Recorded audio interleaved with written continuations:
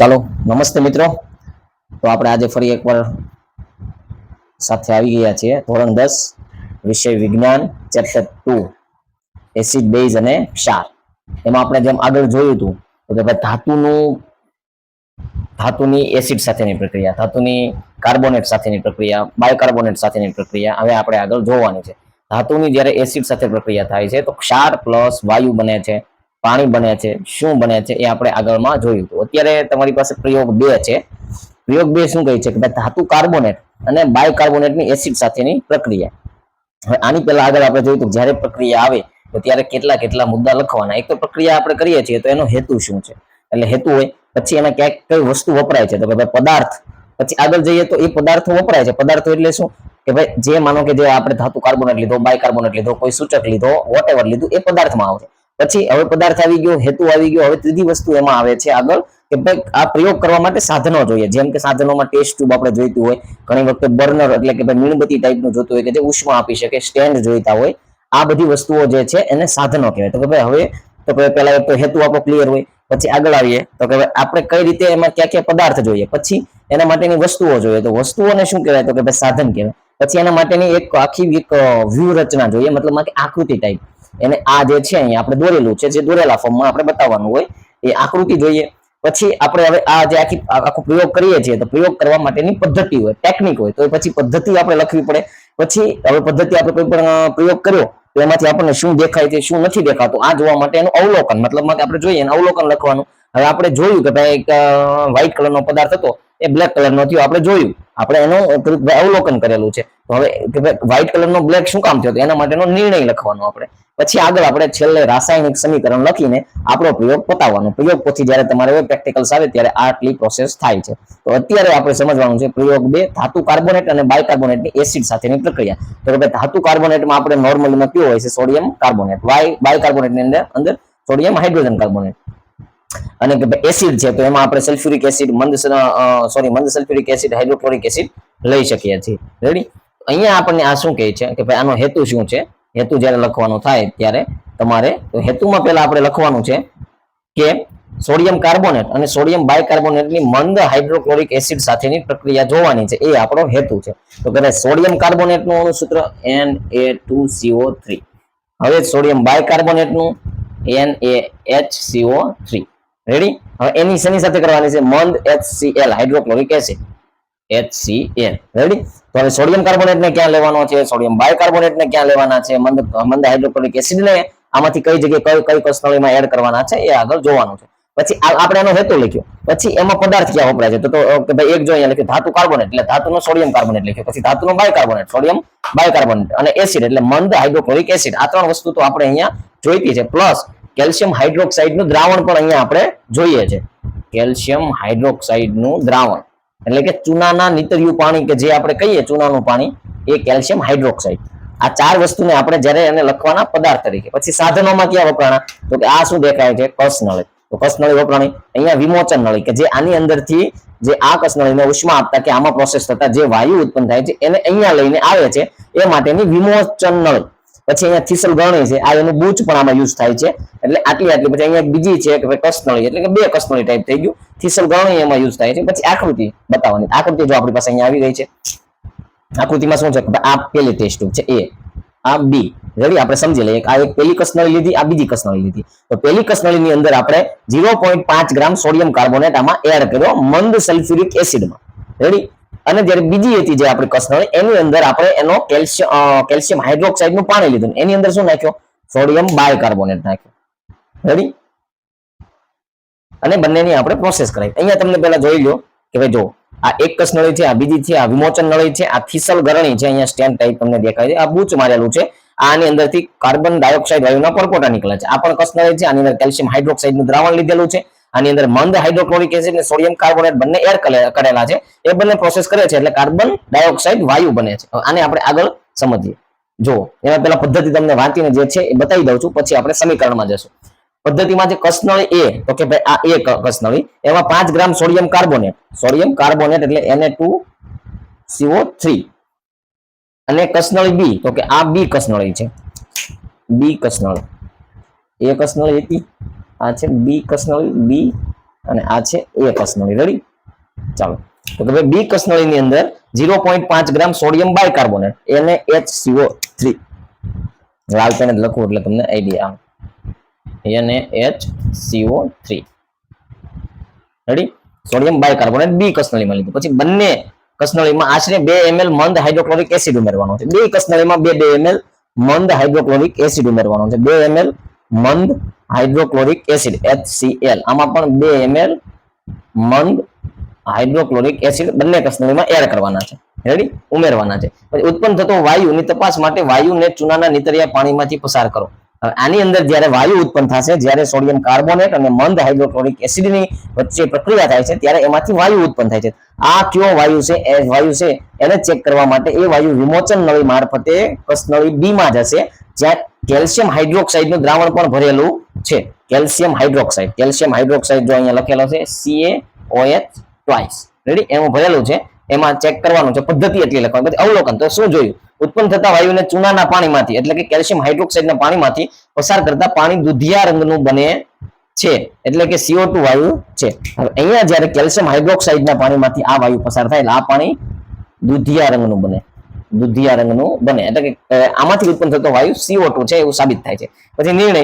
ધાતુ કાર્બોનેટ કે બાયકાર્બોનેટની એસિડ સાથે પ્રક્રિયા કરતા કાર્બન ડાયોક્સાઇડ વાયુ ઉત્પન્ન થાય છે. ધાતુનો કાર્બોનેટ હોય કે ધાતુનો બાયકાર્બોનેટ હોય, એની એસિડ સાથે પ્રક્રિયા કરીએ એટલે કાર્બન ડાયોક્સાઇડ વાયુ ઉત્પન્ન થાય છે. એવું આ પ્રક્રિયામાંથી આપણે તારણ કાઢ્યું, એનું રિઝલ્ટ આવું આવ્યું. રેડી? હવે તો આને આપણે જ્યારે સમીકરણ સ્વરૂપે કે પ્રક્રિયા સ્વરૂપે જોવું હોય તો એને આપણે આ રીતે જોઈ શકીએ.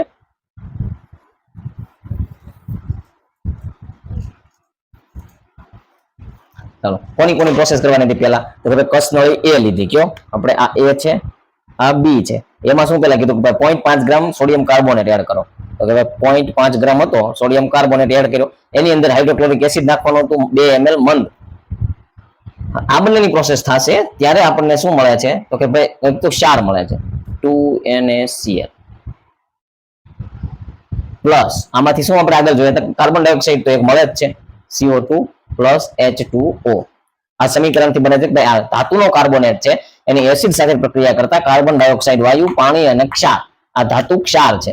NaCl છે એ ધાતુ ક્ષાર છે, સોડિયમ ક્લોરાઇડ. પછી એવી જ રીતે જ્યારે B ટેસ્ટ ટ્યુબ હતી, B કસનળીની અંદર આપણે ધાતુનો બાયકાર્બોનેટ લેવાનો હતો. તો અહીંયા આપણે ધાતુના બાયકાર્બોનેટ તરીકે NaHCO3 નો યુઝ કરીએ છીએ. એનું મંદ હાઇડ્રોક્લોરિક એસિડની સાથે આપણે પ્રક્રિયા કરીએ છીએ. એની મંદ હાઇડ્રોક્લોરિક એસિડ સાથે પ્રક્રિયા થઈ એટલે આપણને મળે છે એક તો ધાતુ ક્ષાર, તો એની તરીકે મીઠું છે, કાર્બન ડાયોક્સાઇડ એ મળતો હતો અને અહીંયા પાણી પણ મળશે. રેડી? હવે આ છે આ બંનેની પ્રોસેસ છે. હવે આ આપણે કરી છે તો આ કઈ રીતે કરી છે એને જોઈએ. તો કે આપણે એક આગળ નિયમ શીખ્યા હતા આયનીકરણનો, તો અહીંયા જોઈએ. અહીંયાથી સોડિયમ આવશે. સોડિયમ 2+1 થઈ ગયા એટલે 2 સોડિયમ નું થયું. એવી જ રીતે હાઇડ્રોજનમાં આવશે NaOH, સોરી એકમાં સમતુલિત જ છે. હાઇડ્રોજનને જ્યારે આપણે લઈએ છીએ ત્યારે સોડિયમની +1 છે એનો વીજભાર, હાઇડ્રોજનનો પણ +1 છે. તો કે સોડિયમનો +1, હાઇડ્રોજનનો +1. હવે CO3 છે તો CO3 ને શું છે? -2. એટલે અહીંયા પણ +2, અહીંયા -2 એટલે આ 0 0 થઈ ગયું. +2 -2. અહીંયા હાઇડ્રોજનનો +1, ક્લોરીનનો -1. હવે આયનીકરણનો નિયમ શું કહેતો હતો કે પ્રથમ તત્વનો પોઝિટિવ કે ધન વીજભાર ધરાવતો ધન આયન છે એ બીજાના ઋણ આયન સાથે જોડાશે એટલે NaCl બન્યું. પછી તો કે ભાઈ બીજાનો ધન આયન છે એ પહેલાના ઋણ આયન સાથે, તો કે ભાઈ HCO3 બનતું હતું. તો એની જગ્યાએ આપણે HCO3 સમતોલિત નથી, એ સમતોલિત જ્યારે થયું છે તો ત્યારે એમાંથી CO2 અને H2O બન્યું છે, કારણ કે અહીંયાનો એક H ફ્રી હતો એ આની સાથે જોડાણો એટલે H2 બની ગયો, અહીંયાનો એક O નીકળ્યો. રેડી? આ રીતે એનું સમીકરણ બને છે. અમે તમને બેઝિકમાં કીધું, પછી આના હજી મોલ્સ પણ આપણે વધઘટ થાય છે એમાંથી બને છે.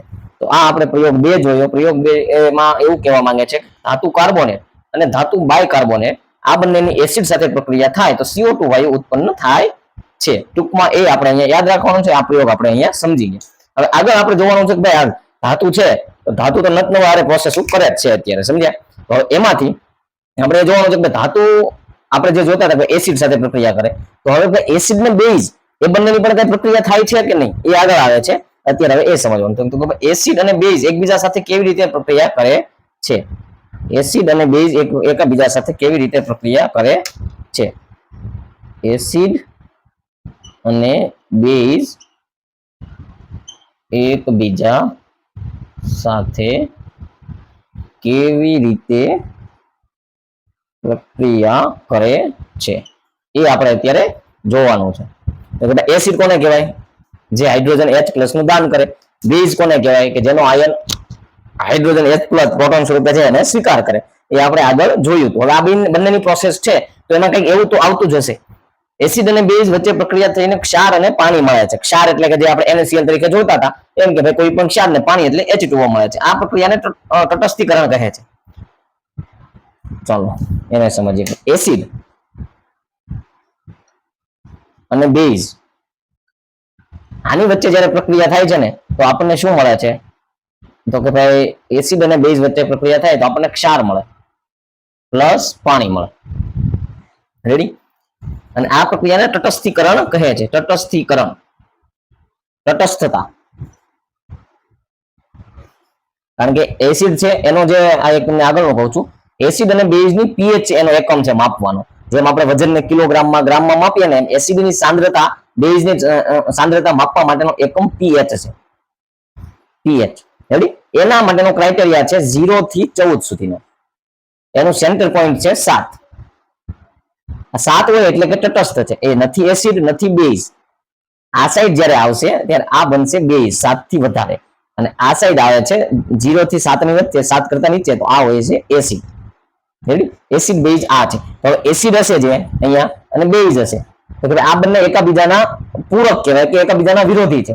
માનો કે એસિડ કદાચ એક ડગલું ઉપર ચડે ને એટલે આપોઆપ બેઝ એક ડગલું નીચે આવી જાય. ટૂંકમાં આપણે એને એમ સમજીએ તો માનો કે જેમ કેવું હોય કે ભાઈ આપણે જ્યારે માનો કે બે વસ્તુ છે આ રાઉન્ડ બનાવ્યો છે, 1 2 3 4 પોઈન્ટ પાડેલા છે. જો આ પોઈન્ટ જો અહીંયા જશે ને એટલે આપોઆપ આ પોઈન્ટ અહીંયા આવી જવાનો છે. આ પોઈન્ટ અહીંયા જશે એટલે આનો કેમ રાઉન્ડ બને છે? એમ જ આ એકાબીજાના વિરોધી છે. એટલે એક ડગલું આનું આગળ જશે ને તો પેલાનું આપોઆપ પાછળ જશે, કદાચ આનું પાછળ જશે તો આનું આપોઆપ આગળ જશે. એટલે એસિડ અને બેઝ માટેનો આ નિયમ છે કે ભાઈ 0 થી 14 સુધીમાં એની સાંદ્રતા માપવાની, અને એમાં 7 છે એ તટસ્થ છે. તો પાણીની pH 7 ની આસપાસ હોય છે એટલે પાણી તટસ્થ રહે છે. હવે કેવું છે કે જે બે વિરોધીઓ હતા એ બંને જ્યારે પ્રક્રિયા કરે છે કે જેનો એક ડગલું આગળ હાલે, બીજાનું પાછળ હાલે, બીજાનું પાછળ હાલે, તો પેલાનું આગળ હાલે, એટલે ત્યારે નોર્મલીમાં શું થતું હોય કે ભાઈ 1 રૂપિયો પ્લસ જાય ને અને અહીંયા 1 રૂપિયો માઇનસ જાય, તો થાય તો શું? 0 0 થાય. એટલે કે તટસ્થતા આવે. એટલે આ મેં તમને તટસ્થીકરણ સમજાવ્યું કે ભાઈ તટસ્થીકરણ આમાં કેમ આવે છે? એસિડ અને બેઝ છે એમાંથી તટસ્થીકરણની પ્રક્રિયા થાય છે. એટલે તમને શું કામ સમજાવ્યું કે ભાઈ એસિડ અને બેઝ બંને એકાબીજાના વિરોધી છે. એ જ્યારે ભેગા મળે છે એટલે એને તટસ્થતા લાવે છે. તટસ્થતા લાવે ટૂંકમાં આપણે એને કહીએ કે એ જે માઇનસ પ્લસ વોટએવર હતું એને એ 0 0 મેન્ટેન કરે છે. મેન્ટેન કરવાને તટસ્થતા કહેવાય છે. આ રીતે એસિડ પ્લસ બેઝ આ બંનેની પ્રક્રિયા થાય એટલે ક્ષાર અને પાણી બને છે. ઉદાહરણ દ્વારા સમજીએ તો ભાઈ એસિડમાં H2SO4 લઈએ, H2SO4. બેઝ ની અંદર આપણે એમાં લઈએ સોડિયમ હાઇડ્રોક્સાઇડ. મેં તમને આગળ કીધું હતું કે અમુક બેઝ ને અમુક એસિડ ને તમારે એનું સૂત્ર યાદ રાખી લેવાના છે. એમાંથી sulphuric acid, hydrochloric acid, carbonic acid, nitric acid. અને જ્યારે બેઝ છે તો એમાંથી પોટેશિયમ હાઇડ્રોક્સાઇડ, સોડિયમ હાઇડ્રોક્સાઇડ આ ટાઈપના મેં તમને બેઝ કીધા હતા. તમારે યાદ રાખવામાં સરળતા રહેશે. હવે તો અહીંયા જો આયનીકરણનો નિયમ આપણે લાગુ પાડીએ તો કે ભાઈ અહીંયા 2H+ SO4 - 2, સોડિયમ Na+OH -1, તો કે આનો ધન છે એ આના ઋણ સાથે, તો કે અહીંયા બની ગયું 2 હાઇડ્રોજન છે અને 3 હાઇડ્રોજન છે તો H2O. રેડી?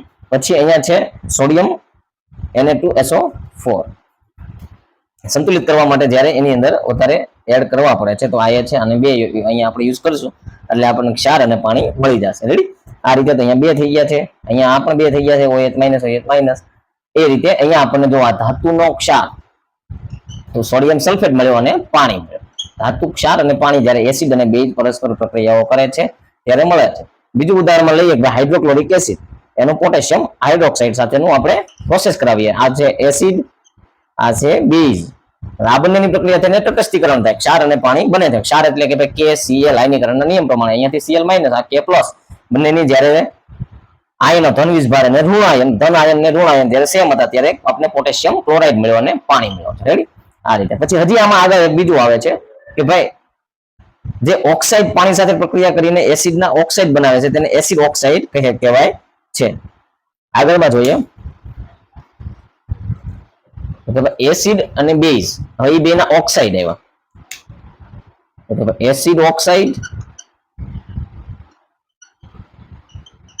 અને બેઝ ઓક્સાઇડ. Oxide ready. આ સમજીએ oxide, acid oxide, basic oxide શું છે? જો જે ઓક્સાઇડ પાણી સાથે પ્રક્રિયા કરીને એસિડ બનાવે છે, જે ઓક્સાઇડ છે એ પાણી સાથે પ્રક્રિયા કરીને એસિડ બનાવે છે તો એને એસિડ ઓક્સાઇડ કહેવાય છે. અને જે ઓક્સાઇડ પાણી સાથે પ્રક્રિયા કરીને બેઝ બનાવે છે તો એને બેઝિક ઓક્સાઇડ કહેવાય છે અથવા બેઝ ઓક્સાઇડ કહેવાય છે. રેડી. તો કે ભાઈ એસિડ ઓક્સાઇડ ના ઉદાહરણ ક્યાં છે? ઓક્સાઇડ એટલે કે ભાઈ એની અંદર જોવો તમે ઓક્સિજન હોવો જોઈએ, SO2, SO3, આ એના એસિડ ઓક્સાઇડ છે. પછી એમાં કાર્બન ડાયોક્સાઇડ પણ. પછી બેઝ ઓક્સાઇડ, તો બેઝ ઓક્સાઇડ ની અંદર H2O, પછી છે સોડિયમનો Na2O, અને પછી છે મેગ્નેશિયમ ઓક્સાઇડ. રેડી. હવે એસિડ ઓક્સાઇડ છે તો એનું કામ શું છે કે એસિડ સાથે પ્રક્રિયા કરીને એસિડ બનાવતા જે કોઈ પણ ઓક્સાઇડ હોય તો એને એસિડ ઓક્સાઇડ કહેવાય. બેઝ ઓક્સાઇડ છે કે ભાઈ એ ઓક્સાઇડ પાણી સાથે પ્રક્રિયા કરીને અથવા કે ભાઈ એસિડ સાથે પ્રક્રિયા કરીને બેઝ બનાવે છે તો એને બેઝ ઓક્સાઇડ કહે. જે ઓક્સાઇડ પાણી સાથે પ્રક્રિયા કરી બેઝ બનાવે છે તે બેઝ ઓક્સાઇડ કહેવાય છે. એટલે એસિડ ઓક્સાઇડ છે, આ એસિડ ઓક્સાઇડ SO2 H2O પાણી સાથે પ્રક્રિયા કરીને આ એસિડ બનાવતો હોવો જોઈએ. તો અહીંયા શું બને? H2SO4. H2SO4 એ કઈ રીતે બને છે એ આગળ જોઈએ. તો સોરી, S2 ની SO2 ની H3SO4 બનશે, H2SO3 બને, H2SO3 બનશે. આ H, 2 H પ્લસ આવ્યા, ઓક્સિજન 2 1 આ 3 એટલે 3 ઓક્સિજન આપણી પાસે છે, એક સલ્ફર છે. આ એક S અહીંયા આવી ગયો, 2 H અહીંયા આવી ગયા, 3 ઓક્સિજન અહીંયા આવી ગયા. રેડી. આ રીતે પછી SO3 છે એની H2O સાથે બનશે તો એ બનશે H2SO4 સલ્ફ્યુરિક એસિડ બનશે. એ રીતે CO2 છે એનું પાણી સાથેની પ્રક્રિયા થશે તો કાર્બોનિક એસિડ મળશે આપણને. સમજ્યા? H2CO3. આ ઉદાહરણો તમને આપેલા છે પણ ટૂંકમાં આમાં તમારે એટલું યાદ રાખવાનું છે એસિડ ઓક્સાઇડ શું? ઓક્સાઇડ છે, પાણી સાથે પ્રક્રિયા કરે છે, એસિડ બનાવે તો એસિડ ઓક્સાઇડ, બેઝ બનાવે તો બેઝ ઓક્સાઇડ. હવે આમાં યાદ રાખવાનું છે એસિડ ઓક્સાઇડના ઉદાહરણો. તો કે ભાઈ SO2, SO3, CO2. રેડી. અને બેઝ ઓક્સાઇડના ઉદાહરણ તો કે ભાઈ H2O, Na2O, magnesium oxide, MgO. એટલા તમારે યાદ રાખવાના. ઘણી વખતે આપણને કે ભાઈ MCQ માં પૂછી શકે નીચેનામાંથી કયો એસિડ ઓક્સાઇડ છે અથવા કયો એસિડ ઓક્સાઇડ નથી. નીચે ઓપ્શન આપેલા હોય, જો છે એમ પૂછ્યું હોય તો એક અદો આમાંથી સાચો આપેલો હોય, બાકી 3 ખોટા હોય. કયો છે એમ કીધું હોય તો એક સાચો છે, 3 ખોટા છે. એમાંથી જે હોય આપણે સિલેક્ટ કરવાનો. એના માટે આ યાદ રાખવું પડશે કે ભાઈ એસિડ ઓક્સાઇડ ક્યાં છે, બેઝ ઓક્સાઇડ ક્યાં છે. પછી એમાં પણ પાછા પાર પડે છે કે ભાઈ અધાતુ ઓક્સાઇડ એસિડિક હોય છે અને ધાતુ ઓક્સાઇડ બેઝ હોય છે. અધાતુ ઓક્સાઇડ હોય ને એ એસિડ હોય, અધાતુ ઓક્સાઇડ એસિડિક હોય છે, એસિડ બનાવે એટલે કે એસિડિક હોય છે. અને ધાતુ ઓક્સાઇડ છે એ બેઝિક હોય છે એટલે કે બેઝ બનાવે છે, બેઝ હોય છે. રેડી. હવે તો એને આપણે સમજીએ કે ધાતુ ઓક્સાઇડ અને અધાત્વીય ઓક્સાઇડમાં શું છે.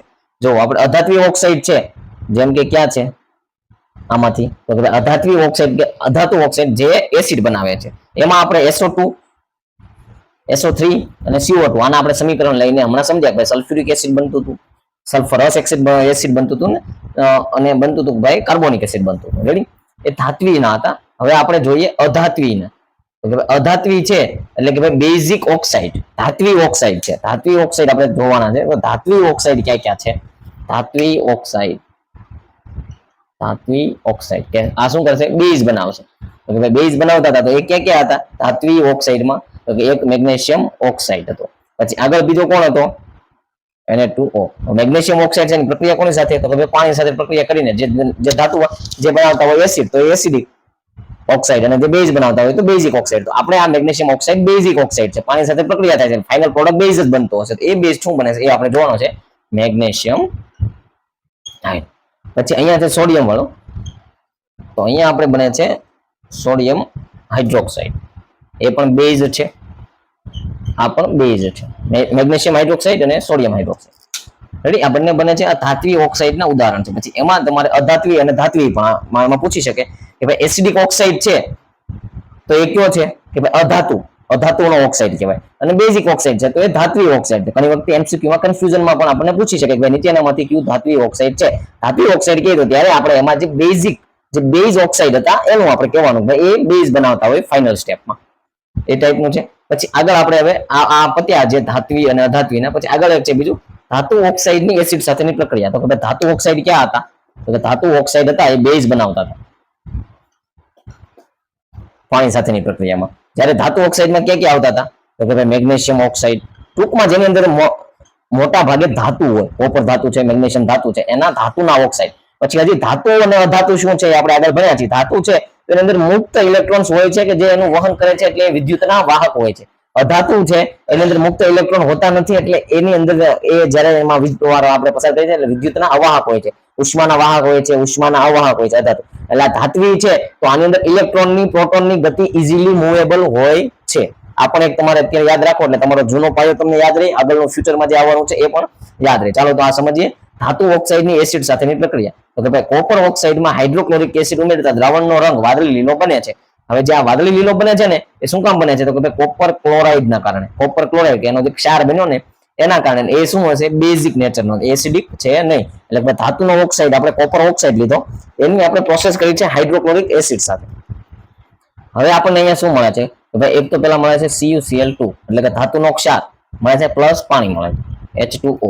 હવે કોપર એક છે, ઓકે કોપર એક છે, ક્લોરીન 2 છે, રેડી. ઓકે સમીકરણ રેડી, સંતુલિત છે. હવે અહીંયા આપણે જે આ કઈ રીતે થયું છે? તો કે ભાઈ એમાં આપણે જે આયનીકરણનો નિયમ સમજ્યા હતા, કોપર +2, ઓક્સિજન -2, 2 હાઇડ્રોજન +1, Cl -1, આ રીતે એ આખું બનેલું છે. અહીંયા 2Cl2 છે એ રીતે. ઓકે તો અહીંયા બની ગયું છે કે ભાઈ આનો ધન આયન આના બીજાના ઋણ આયન સાથે, બીજાનો ધન આયન પેલાના ઋણ આયન સાથે અહીંયા આખી પ્રોસેસ બની છે. એમાં આ ક્ષાર બન્યો છે અને આ પાણી બન્યું છે. તો કે ભાઈ જો ધાતુ ઓક્સાઇડનું એસિડ સાથેની પ્રક્રિયા પછી આપણને શું મળે છે? તો કે કોપર ક્લોરાઇડ. હવે એ જે કેવો હોય છે? તો કે ભાઈ કોપર ક્લોરાઇડ વાદળી લીલા રંગનું દ્રાવણ બનાવે છે ફાઇનલમાં. પછી હજી એક છે મોસ્ટ ઇમ્પોર્ટન્ટ વસ્તુ આવે છે તમારા માટે, ઝિંકેટ, સોડિયમ ઝિંકેટ સંકીર્ણ. જો પ્રબળ બેઝ કોણ છે? સોડિયમ હાઇડ્રોક્સાઇડ ની ઝિંક ધાતુ સાથે પ્રક્રિયા થતા સોડિયમ ઝિંકેટ સંકીર્ણ ક્ષાર મળે છે. પ્રબળ બેઝ સોડિયમ હાઇડ્રોક્સાઇડ, એની કોની સાથે? ઝિંક ધાતુ સાથે પ્રક્રિયા કરવાની છે એટલે આપણને શું મળે છે? મળે છે સોડિયમ ઝિંકેટ સંકીર્ણ. સોડિયમ એ છે, ઝિંકેટ એ છે ને, આ બંનેનું મિશ્રણ સંકીર્ણ મળે છે. એને આપણે જોઈએ. એમાં છે કે Na2Zn, ઝિંકનો Zn અને પછી છે O2 plus H2 hydrogen gas મળે છે. તો અહીંયા સોડિયમ ઝિંકેટ જે કહે છે કે નહીં, ઝિંકેટનો સંકીર્ણ, એનું આ સમીકરણ, આ ઉદાહરણ, આ અણુસૂત્ર તમારે યાદ રાખવાનું છે. Na2ZnO2 sodium zincate. હવે જ્યારે ઘણી વખતે આપણને MCQ માં પૂછે છે, શોર્ટ ક્વેશ્ચન્સમાં પૂછે છે કે ભાઈ સોડિયમ ઝિંકેટ સંકીર્ણ સમજાવો, સોડિયમ ઝિંકેટ સંકીર્ણનું ઉદાહરણ લખો, એનું રાસાયણિક સમીકરણ લખો. ત્યારે આપણે પ્રબળ બેઝ સોડિયમ હાઇડ્રોક્સાઇડ અને ઝિંક ધાતુ ની પ્રોસેસ થાય છે અને સોડિયમ ઝિંકેટ સંકીર્ણ બને છે. ત્યારે યાદ રાખવાનું છે 2 સોડિયમ હાઇડ્રોક્સાઇડ લેવાના છે, 1 ઝિંક લેવાનું છે, બધાને અહીંયા ભેગી કરી દેવાની છે. Na2 થઈ ગયા, 2 છે. તો પછી શું છે કે ઓક્સિજન 2 છે, અહીંયા ઓક્સિજન 2 આવી ગયા. હવે શું વધ્યું? તો કે ઝિંક અને હાઇડ્રોજન વાયુ. તો અહીંયા H2 છે એ મુક્ત થઈ જશે હાઇડ્રોજન વાયુ સ્વરૂપે અને ઝિંકને અંદર લઈ લેશે એટલે Na2ZnO2 બની જાય છે, જેને આપણે સોડિયમ ઝિંકેટ સંકીર્ણ તરીકે ઓળખીએ છીએ. એ આગળ જતા બહુ કામમાં આવશે, તમારે સમજવાનું છે સારી રીતે. ચાલો હવે આગળ આપણે લઈએ કે એક આપણે જે રોજિંદા જીવનમાં જે આ પ્રોસેસ છે એસિડ બેઝ ક્ષારની, એને જોઈએ. એનું એક સામાન્ય ઉદાહરણ છે ખાટા પદાર્થ. ખાટા પદાર્થમાં કોણ આવે? તો કે ભાઈ એક લીંબુનો રસ આવે, દહીં આવે, છાશ આવે. આ ખાટા પદાર્થ છે. તો આને આપણે તાંબાના કે પિત્તળના વાસણમાં શા માટે ન રાખવા જોઈએ? એના માટે. તો શું કામ ન રાખવા જોઈએ? વિચારો તો. તાંબુ શું છે? ધાતુ છે. અને જ્યારે એને માનો કે એસિડિક પદાર્થ હોય, ખાટા પદાર્થો મોસ્ટ ઓફ એસિડ હોય, તો ધાતુની એસિડ સાથે પ્રક્રિયા થઈને શું બને છે? ધાતુની એસિડ સાથે પ્રક્રિયા થઈને શું બને છે? આઈડિયા આવ્યો? ક્ષાર એક તો બને છે અને સંયોજનો ઉત્પન્ન કરે છે, ઝેરી સંયોજનો. ચાલો એમને સમજીએ. દહીં અને ખાટા પદાર્થો એસિડિક ગુણધર્મ ધરાવે છે. પિત્તળ સાથે કે તાંબાના વાસણોમાં ધાતુ સાથે પ્રક્રિયા કરીને ઝેરી ધાતુ સંયોજનો ઉત્પન્ન કરે છે, જે ખોરાકને ઝેરી બનાવે છે. તો કે ભાઈ ધાતુ પ્લસ એસિડ, અત્યારે તાંબાનું કે પિત્તળનું વાસણ છે એમાં શું કામ ના રાખવો જોઈએ? કારણ કે આ બંનેની પ્રોસેસ થઈને ઝેરી ધાતુ સંયોજન બને છે. ઝેરી ધાતુ સંયોજનો બને છે કે જે હવે આ પાછા પાત્રમાં એની પ્રોસેસ થઈને એ પાત્રમાં જ રહેશે. જે પાત્ર છે એમાં જ રહેશે, દહીંની સાથે જેનું સંયોજન બન્યું. એને આપણે કન્ઝ્યુમ કરીશું, જ્યારે ખાઈશું ત્યારે એ ઝેરી બનેલો છે. એટલે આપણા પેટની અંદર ગડબડ કરી શકે છે, આપણા બોડીમાં ગડબડ કરે છે. એ ગડબડ ઘણા બધા પ્રકારની હોઈ શકે છે. ઘણી વખતે ડાયરિયા થઈ જાય, ફૂડ પોઈઝન થઈ જાય છે, પછી અલગ અલગ પ્રકારની હોય છે. જે ધાતુનું જે પદાર્થ સાથે જેવું સંયોજન બન્યું, જેટલી માત્રામાં સંયોજન બન્યું એના ઉપર ડિપેન્ડ કરે છે. આગળ છે તમામ એસિડ અને બેઝમાં શું સમાનતા છે? તો એસિડ અને બેઝ આ બંનેની વચ્ચે સમાનતા શું છે? એસિડ અને બેઝ વચ્ચે સમાનતા શું છે? હવે શું હોઈ શકે છે સમાનતા? કારણ કે છે તો બે એકબીજાના ઓપોઝિટ, તો એની અંદર સમાનતા પણ કઈ હશે એ આપણે જોવાની છે. એના માટે એક આખો પ્રયોગ છે. પ્રયોગને પહેલા હું વાંચું છું. બૂચ કે એક બીકર લેવાનું છે, એમાં એક બૂચ મેકવાનું છે. બૂચ પર 2 ખીલી લગાવવાની છે અને બૂચને 100 ml બીકરમાં મૂકી દેવાનું છે. પછી આકૃતિ છે, ખીલીઓને બલ્બ અને સ્વિચ મારફતે 6 વોલ્ટના વીજકોષના 2 છેડા સાથે જોડવાની, 6 વોલ્ટની બેટરી સાથે. બીકરમાં થોડું મંદ હાઇડ્રોક્લોરિક એસિડ અને વીજ પ્રવાહ પસાર કરો. વારાફરતી અલગ અલગ દ્રાવણ લઈ પ્રયોગનું અવલોકન કરો. તો આની અંદર આપણને આ પ્રયોગમાં 6 દ્રાવણ બતાવ્યા છે. એના માટે આપણે બીકર દોરીશું. એસિડ અને બેઝની સમાનતા જાણવા માટેનો આ પ્રયોગ છે. આ એક આપણે 100 ml નું બીકર લઈ લીધું, એવા 5 લઈશું કારણ કે 5 દ્રાવણ છે. આકૃતિ થોડી કામ તેમ થઈ ગઈ છે, ચલાવી લેજો. રેડી. એના અંદર શું કીધું, એક આપણે રબરનું બૂચ. તો આ રબરનું બૂચ મૂક્યું, બધામાં મૂકી દઈશું. રબરનું બૂચ આવી ગયું. રેડી. એના ઉપર 2 ધાતુની ખીલી ખોડવાની છે. તો આ 2 ખીલી આવી ગઈ બધામાં. ચાલો રેડી. હવે આ ખીલીમાં શું કરવાનું છે, એને ભાઈ તાર સાથે બાંધવાની છે, વીજ પ્રવાહ આપવાનો છે. તો અહીંયા શું આવશે, બેટરી. બેટરી કેમ આવશે, ચાલો પછી અહીંયા આપણે બલ્બ બનાવીએ છીએ, અહીંયા એની સ્વિચ બનશે, અહીંયા પાછો બીજો છેડો આવશે. એ રીતે આમાં તે એમ બનશે. બેટરી બની, બલ્બ બન્યો, સ્વિચ બની, પાછા બીજા છેડાનું જોડાણ છે. એ રીતે અહીંયા થશે.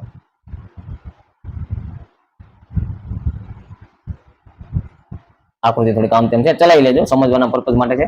તમારી પાસે બુકમાં, નવનીતમાં બધી જગ્યાએ સારી રીતે આપેલી હશે, એમાંથી તમારે જોઈ લેવી, દોરવાની થાય તો દોરી લેવી આગળ માટે. પછી અહીંયા છે એ જ્યારે ક્યારે પણ આપણે બેટરીનો પ્રકાશ બતાવીએ છીએ ત્યારે એક ભાગ નાનો, પછી મોટો, નાનો, મોટો, આ વીજ પ્રવાહ દર્શાવે છે. સ્વિચ. રેડી. અહીંયા આ શું છે, બીકર છે, આ બૂચ છે, આ ખીલી છે, આ બેટરી છે, આ બલ્બ છે, આ સ્વિચ છે, અને આના અંદર હાઇડ્રોક્લોરિક એસિડનું દ્રાવણ આવશે. તો હવે આપણે જોવાનું છે કે આના માટે પહેલા આ બીકરમાં આપણે હાઇડ્રોક્લોરિક એસિડ લીધું.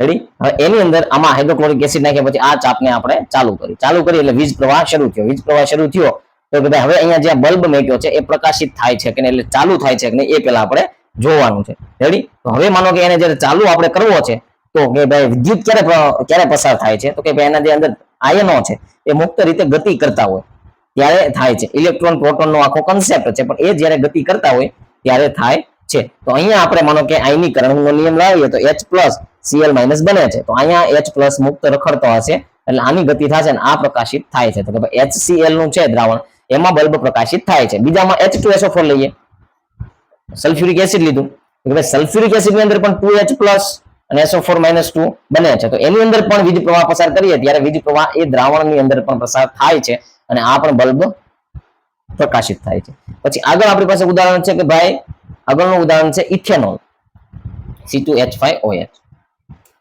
ઇથેનોલ છે તો એની અંદર હાઇડ્રોજન તો છે પણ એની અંદર થી મુક્ત આયનોના સ્વરૂપે મુક્ત H+ ઉત્પન્ન થતો નથી એટલે આ બલ્બ સળગતો નથી જ્યારે પણ આપણે વિદ્યુત પ્રવાહ પસાર કરીએ છીએ ત્યારે. પછી છે ગ્લુકોઝ, C6H12O6.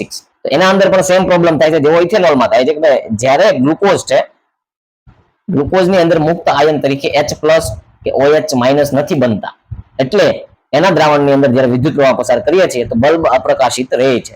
એવી રીતે પછી આપણી પાસે લાસ્ટમાં છે પાંચમું જે આપણને ટ્રાય કરવાનું કીધેલું છે એ પાંચમું છે સોડિયમ હાઇડ્રોક્સાઇડ કે જે બેઝ છે. એટલે સોડિયમની અંદર Na+ ને OH- બને છે. તો અહીંયા હાઇડ્રોજન છે નહીં પણ OH- તો છે એટલે આના અંદર જ્યારે વીજ પ્રવાહ પસાર કરીએ છીએ ત્યારે બલ્બ પ્રકાશિત થાય છે. શું કામ? કારણ કે એની અંદર જે પ્રોટોન, ઇલેક્ટ્રોન ને ધન આયન સ્વરૂપે કે ઋણ આયન સ્વરૂપે છે એની પ્રોસેસથી આ આખી પ્રોસેસ શક્ય બને છે, થાય છે. પણ આને સમજાવવા માટે આખું એક કોષ્ટક બનાવવાનું. કોષ્ટકની અંદર આપણે એમ લખવાનું કે hydrochloric acid, H2SO4 sulphuric acid. પછી બીજું કયું હતું તો કે ભાઈ આપણે લીધો હતો ઇથેનોલ લીધો હતો, ગ્લુકોઝ લીધો હતો. તો આપણે લઈએ ઇથેનોલ ને, તો કે ઇથેનોલ નું શું થાય તો કે ભાઈ C2H5OH, C2H5OH, ગ્લુકોઝ C6H12O6 અને છેલ્લે લીધો હતો સોડિયમ હાઇડ્રોક્સાઇડ. તો કે ભાઈ આની અંદરમાંથી આપણે માનો કે પ્રવાહ પસાર કર્યો, પ્રવાહ પસાર કરતા બલ્બ થયા તું, આમાં થયું તું, આમાં થયો તો, આમાં નહોતો થયો, આમાં નહોતો થયો, આમાં થયો તો. રેડી. હવે દ્રાવણ હતું તો ભાઈ કારણ શું થાય એનું, શું કામ થયું તો કે આની અંદર H+ ને Cl- ઉત્પન્ન થયા. H+ આયન હતો એટલે આમાંથી વિદ્યુત પ્રવાહ પસાર થયો. અહીંયા પણ આપણી પાસે છે તો ત્યાં પણ H+ આયન ઉત્પન્ન થયો, પણ અહીંયા H પ્લસ આયન ઉત્પન્ન ન થયો પણ એ નિષ્ક્રિય ફોર્મમાં થયો. H પ્લસ કે OH અહીંયા ઉત્પન્ન થયા નથી, એટલે કે એ H પ્લસ કે OH ઉત્પન્ન ના થયા, એટલે એમાંથી વિદ્યુત પ્રવાહ પસાર ન થયો, બલ્બ ન થયો. સેમ એ જ રીતે અહીંયા પણ એવું છે ગ્લુકોઝમાં પણ. અને જ્યારે સોડિયમ હાઇડ્રોક્સાઇડમાં OH માઇનસ આયન ઉત્પન્ન થયો અને એને વિદ્યુત ને પ્રવાહને એમાંથી પસાર કરાવ્યો, એટલે આ બલ્બ આપણો ફાઇનલ થયો. હવે એનું આપણે જે કહીએ કે કન્ક્લુઝન, તારણ શું આવ્યું કે ભાઈ દરેક એસિડમાં H પ્લસ અને બેઝમાં OH માઇનસ આયનની સામ્યતા છે. તો કે ભાઈ આમાંથી આપણે એસિડ અને બેઝની સમાનતા જોવાની હતી ને, એસિડ અને બેઝની, તો આ પ્રયોગ કર્યા પછી આપણને ખબર પડી કે ભાઈ એસિડ છે ને તો એની અંદર H પ્લસ આયન હોય છે અને બેઝમાં OH માઇનસ આયન હોય છે. આ બેની સમાનતા છે કે એસિડ હશે એટલે એની અંદર H પ્લસ હશે, બેઝ હશે એટલે એની અંદર OH માઇનસ આયન હશે. ટૂંકમાં આની સમાનતામાં આપણે એટલું યાદ રાખવાનું છે. આ પ્રયોગ તો કર્યો છે, પણ પ્રયોગમાં આપણે શું શીખ્યા તો કે ભાઈ H પ્લસ આયન અને OH માઇનસ આયન આ બંને મુક્ત થાય ત્યારે તે બલ્બ કે વીજ પ્રવાહ પસાર થાય. પણ આ શેમાં ઉત્પન્ન થાય છે તો કે ભાઈ એસિડ ની અંદર H પ્લસ ઉત્પન્ન થાય છે, હોય છે, OH માઇનસ બેઝમાં હોય છે. રેડી? તો આ બંનેની સામ્યતા છે કે ભાઈ એસિડમાં H પ્લસ હોય છે, બેઝમાં OH માઇનસ હોય છે. આ સમાનતા આવી છે. હજી ક્યાંય તમે અટવાઓ તો કોમેન્ટમાં જણાવજો, શ્યોર જણાવજો. તમને બને એટલું વહેલું એના માટેનું સોલ્યુશન મળશે. મારે વિડીયો બનાવવો પડશે તો વિડીયો બનાવી નાખીશ તમારા માટે સ્પેશિયલ, જે કોઈ પણ ક્વેરી હશે એ. પણ આપણે આ જે કેમિસ્ટ્રી છે, રાસાયણિક વિજ્ઞાન છે, એને સમજીને જ રહેવાનું છે. આ બધું એનું બેઝિક છે. આ આપણી પાસે ક્લિયર હશે એટલે આગળનું બધું જ આપણી પાસે ક્લિયર થશે. અને તમારી પાસે બેઝિક ક્લિયર હશે તો મેં તમને આગળ શીખવાડ્યું છે કે એને શબ્દોમાં કેમ કન્વર્ટ કરવું. ત્યાં તમને 5 માર્ક્સનું પૂછાણું છે, 3 માર્ક્સનું આવડે છે, પણ પૂરા 5 માર્ક્સ કેમ લેવા એ પણ આગળ શીખવેલું છે. આમાં પણ તમને કહું છું કે ભાઈ જ્યાં હોય મેઇન આન્સર છે અંડરલાઇન્સ કરવા, સમીકરણો હોય તો એને લખવા, ઘણી વખતે ભૌતિક અવસ્થા ખબર હોય તો લખવી, ના ખબર હોય તો નહીં લખવાની. આવા બધી એની ટિપ્સ છે, એ બધી તમારે યુઝ કરશો એટલે શ્યોર થી પરીક્ષક હશે, તમારો જે કોઈ પણ નિરીક્ષક હશે, તમારું પેપર ચેક કરતા હશે, એને તમને પૂરા માર્ક્સ આપવા જ પડશે. અને આનાથી તે બધી વસ્તુ થાય છે આગળ. એટલે મતલબમાં કે બેઝ આપણે પાયો ક્લિયર રાખવાનો છે. આ આગળ જતા બધાને કામ આવશે. ઘણા એવું કે અમારે તો કોમર્સ લેવું છે તો અમારે શું કામનું, તો આપણે જ અહીંયા આવ્યું હતું કે રોજિંદા જીવનમાં વપરાતું શું હતું કે તાંબા કે પિત્તળમાં ખાટી વસ્તુ કે દહીં શું કામ ન રાખવું જોઈએ, એના માટેનું આપણું ઝેરી સંયોજનો બને છે. આ તમે જ્યારે વાંધો નહીં તમે સાયન્સ નથી ભણતા, પણ આ વસ્તુ તમારે રોજિંદા જીવનમાં ઉપયોગી થશે. કે ભાઈ ક્યારેક આપણા ઘરમાંથી કોઈ કદાચ હોય કે ભાઈ બૈરાઓ કે નાના છોકરાને કોઈને ખબર ના હોય તો એ લોકો ભરતા હોય, તમે એને કહી શકો કે ભાઈ આ વસ્તુ આમાં ન ભરે, કારણ કે એમાંથી ઝેર બની જાય છે, જે આપણને ફૂડ પોઈઝન જેવી ગંભીર બીમારીઓ પણ કરાવી શકે છે. જાડા ઉલટી થઈ જાય ફૂડ પોઈઝનમાં, આ ટાઈપની વસ્તુઓ થઈ શકે છે. એના માટેની વાત છે. ઓકે, ચાલો મળ્યા નેક્સ્ટ વિડીયોમાં.